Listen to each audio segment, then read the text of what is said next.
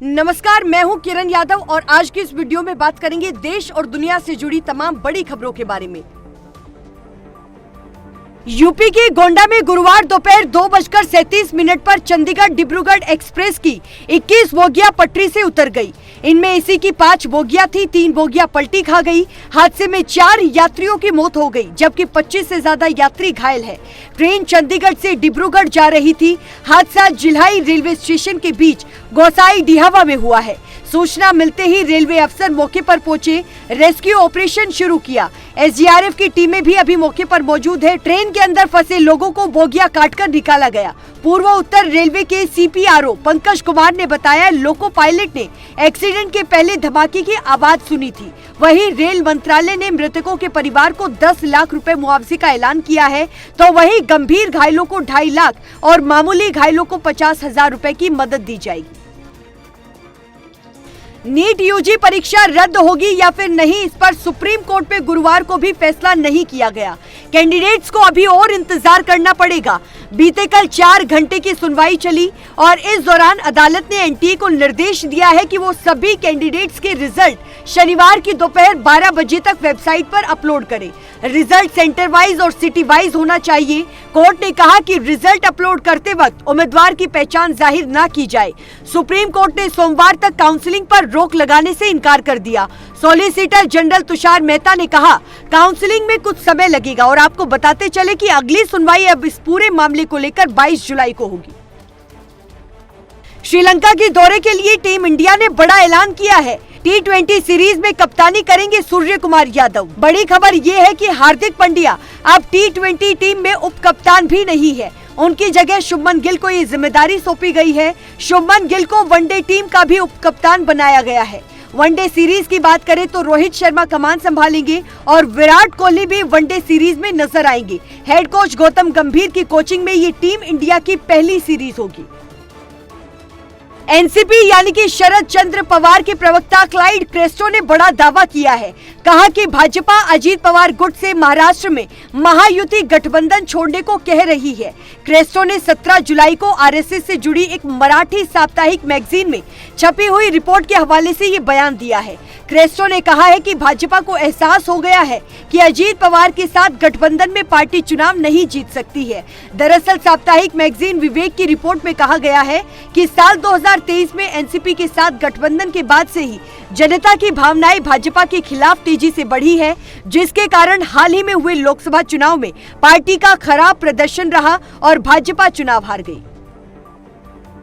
देश के 4 राज्यों के 49 जिले मिलाकर भील प्रदेश बनाने की मांग अब जोर पकड़ने लगी है। इस मांग को लेकर गुरुवार को बांसवाड़ा के मानगढ़ धाम में आयोजित महारैली में राजस्थान, मध्य प्रदेश, गुजरात और महाराष्ट्र से हजारों की संख्या में आदिवासी समाज के लोग राजस्थान के बांसवाड़ा स्थित मानगढ़ धाम पहुंचे और इस रैली में कई सांसद, विधायक भी मौजूद रहे। मानगढ़ धाम आदिवासियों का तीर्थ स्थल है। राजस्थान सरकार भील प्रदेश की मांग पहले ही खारिज कर चुकी है। बांसवाड़ा से भारत आदिवासी पार्टी यानी कि बीएपी के सांसद राजकुमार रोत ने कहा कि भील प्रदेश की मांग नई नहीं है। उत्तराखंड में ऋषिकेश बद्रीनाथ हाईवे पर नरकोटा के पास बन रहा सिग्नेचर ब्रिज गुरुवार को टूट गया। जब पुल का हिस्सा टूटा उस वक्त वहां कोई मजदूर मौजूद नहीं था। बताते चले कि इससे पहले साल 2022 की जुलाई में भी इस ब्रिज की शटरिंग टूट गई थी। तब 2 मजदूरों की जान गई थी और उसके बाद फिर से पुल का निर्माण किया जा रहा था। गुरुवार को भारी लोड की वजह से पुल का एक हिस्सा टूट गया। दरअसल ऑल वेदर रोड परियोजना के तहत ऋषिकेश बद्रीनाथ हाईवे पर नारकोटा के पास 110 मीटर लंबे पुल का निर्माण किया जा रहा है और गुरुवार शाम करीब 5 बजे पुल के रुद्रप्रयाग की साइड वाला टावर अचानक ढह गया, जिससे पूरा पुल ही नीचे गिर गया।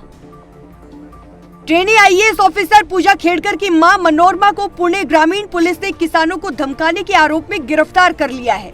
वो रायगढ़ के महाड़ के एक होटल में नाम बदलकर रुकी थी और मनोरमा परसों रात 8 बजे एक लड़के के साथ होटल पहुंची थी। होटल मालिक ने बताया कि मनोरमा ने लड़के को अपना बेटा बताया था। उनका यहाँ एक रात रुकने का प्लान था। पुलिस ने उन्हें रात 2 बजे हिरासत में लिया और सुबह गिरफ्तारी की। दरअसल मनोरमा खेड़कर का एक वीडियो वायरल हुआ था, जिसमें वो पिस्तौल से किसानों को धमकाती हुई नजर आ रही थी। 13 जुलाई को मनोरमा समेत 7 लोगों के खिलाफ फोर्ट पुलिस स्टेशन में केस दर्ज किया गया था। जम्मू कश्मीर के कुपवाड़ा के केरन इलाके में सेना ने एनकाउंटर में 2 आतंकियों को मार गिराया है। सेना को यहां कुछ आतंकियों के छिपे होने की सूचना मिली थी, जिसके बाद सर्च ऑपरेशन चलाया गया और इस दौरान आतंकियों और सेना के बीच मुठभेड़ शुरू हुई, जो अभी भी जारी है। उधर डोडा में भी 2 जगह एनकाउंटर चल रहा है।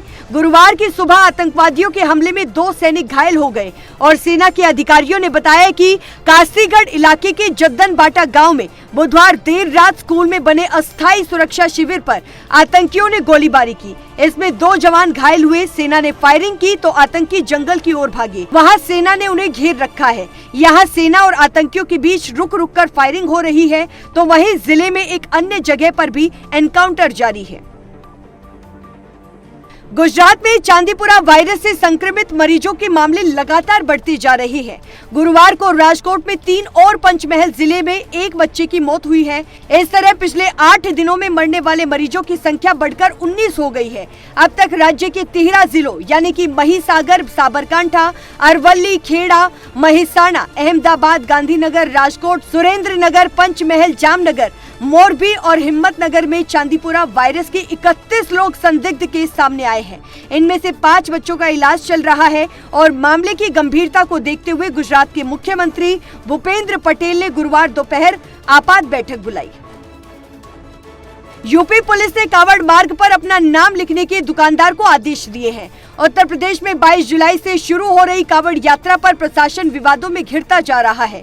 मुजफ्फरनगर पुलिस ने 3 दिन पहले यानी कि 15 जुलाई को जारी एक आदेश में कहा था कि कावड़ रास्ते की दुकानों में मालिक अपना नाम लिखवाए ताकि कावड़ियों में कंफ्यूजन न हो। इस आदेश के बाद अब राजनीति शुरू हो गई है। समाजवादी पार्टी के प्रमुख अखिलेश यादव और AIMIM अध्यक्ष असदुद्दीन ओवैसी ने इस पर सवाल उठाए हैं। ओवैसी ने मुजफ्फरनगर पुलिस की तुलना हिटलर से की है, तो वहीं अखिलेश ने कहा कि जिसका नाम गुड्डू, मुन्ना, छोटू या फतेह है, उसके नाम से क्या पता चलेगा। कोर्ट इस मामले में स्वतः संज्ञान ले। ऐसे आदेश सामाजिक अपराध है। बेंगलुरु में मंगलवार यानी कि 16 जुलाई को एक बुजुर्ग किसान को मॉल के अंदर घुसने से रोक दिया गया। अब इस मामले में मॉल के मालिक और सुरक्षा गार्ड के खिलाफ FIR दर्ज कर दी गई है। दरअसल बुजुर्ग किसान ने धोती पहन रखी थी।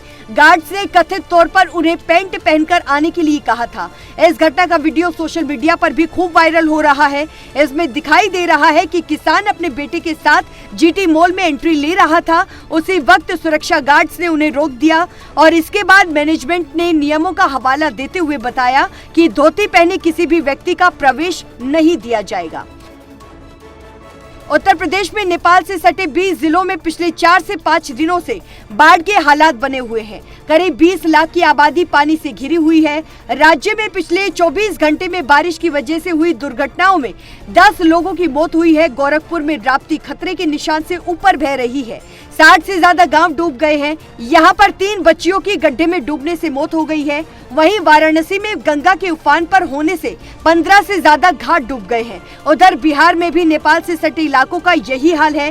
बेतिया, बगहा, सीतामढ़ी, मधेपुरा कई जिलों में बाढ़ आई और मौसम विभाग ने जिन 17 राज्यों में भारी बारिश का अलर्ट जारी किया है, उनमें मध्य प्रदेश, महाराष्ट्र, छत्तीसगढ़, गुजरात, केरल, आंध्र प्रदेश, पश्चिम बंगाल, नागालैंड, मणिपुर, मिजोरम, त्रिपुरा, ओडिशा, हिमाचल प्रदेश, उत्तराखंड, राजस्थान, पंजाब, हरियाणा है। इनके अलावा गोवा, कर्नाटक, तमिलनाडु में भी बारिश हो सकती है। और फिलहाल के लिए इस वीडियो में बस इतना ही। अगर आपको वीडियो पसंद आई हो तो वीडियो को लाइक करें, कमेंट करें, शेयर करें और साथ ही चैनल को सब्सक्राइब करना बिल्कुल ना भूलें। धन्यवाद।